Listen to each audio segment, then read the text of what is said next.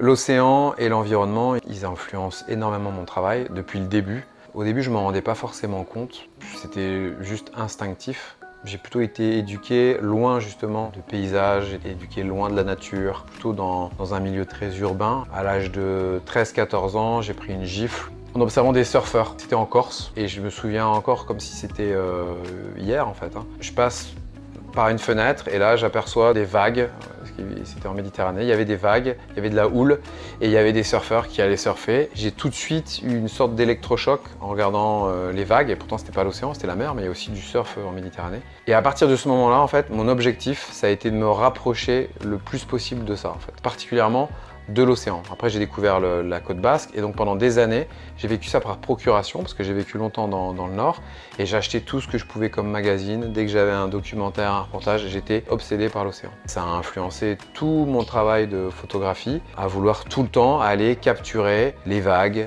les ondes, le surf, les hommes au contact de l'océan, que ce soit les surfeurs ou les vacanciers. Ça a été une obsession pendant des années et ça reste encore une obsession. Peut-être parce que j'ai été privé de ça, peut-être, je sais pas, j'ai pas d'explication, mais en tout cas, clairement, les paysages, la nature et particulièrement l'océan, ça a construit, je pense, 90% de mon travail.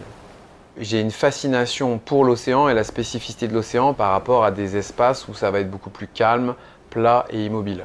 Et c'est vrai que le mouvement, le changement des éléments, le fait qu'on peut passer en quelques minutes de l'obscurité à la lumière, qu'on peut avoir des rayons lumineux qui traversent, le vent, la houle, ce mouvement, il me fascine. À ce moment-là, en fait, finalement, je ne pense plus à rien, en fait. Ça a été décrit par des philosophes, il y en a qui parlent du sentiment océanique, et on a tous ces visions des gens qui sont comme figés, comme mis en mode pause, devant l'océan. Ça nous met dans un état de conscience modifié. Généralement, c'est un état de transe, de repos, d'apaisement et donc ouais, c'est ça que j'essaie de retranscrire.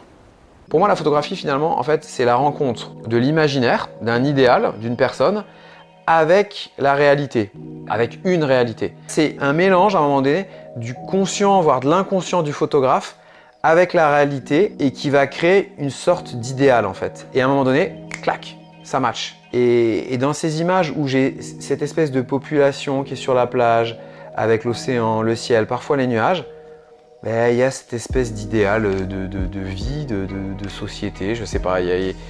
En tout cas, c'est souvent vers là que je tends.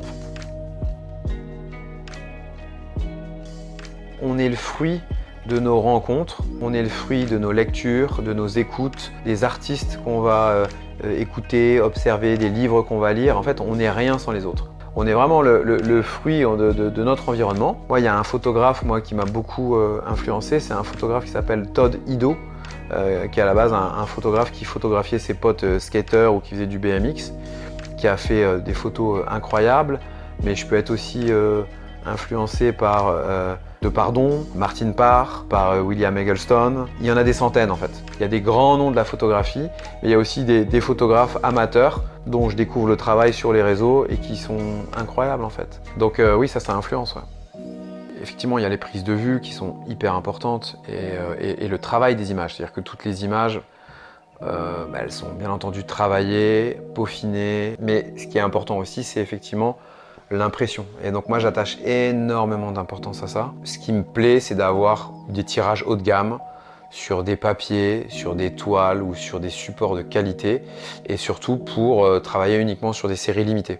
Enfin, le travail avec la galerie et la rencontre avec le public américain, ça a été quand même pour moi une révolution franchement. Déjà je m'y attendais pas. J'ai été contacté vraiment de façon random par Lindsay, qui est la patronne de la galerie, par un mail lambda en fait, en me disant qu'elle était tombée sur mes images, je crois que c'était via mon site. À l'époque, il n'y avait quasiment pas de réseaux sociaux en fait. Tout de suite, elle a été très curieuse de mon travail et elle m'a commandé des images.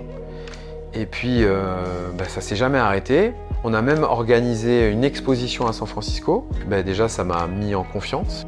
C'est toujours agréable d'avoir des mécènes ou des gens qui font la promotion de votre travail. Et donc, en fait, ça va simplement entre guillemets décomplexer, donner confiance.